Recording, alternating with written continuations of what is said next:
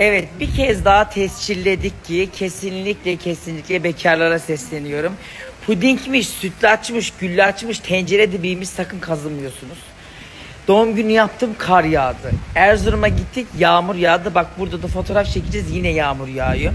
Size önerim ve kesinlikle tescillenmiş bir durum, asla ve asla tencere dibi kazımıyorsunuz. Yoksa düğününüzde, nişanınızda yağmur yağıyor. Bak gene yağıyor. Neyse, bereketli damadız diyelim.